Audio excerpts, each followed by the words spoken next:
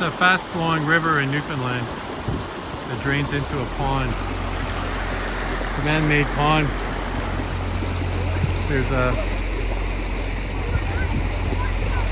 stone wall that separates it, stones and rock that separate it from the Atlantic Ocean at Conception Bay. And the boys are swimming here.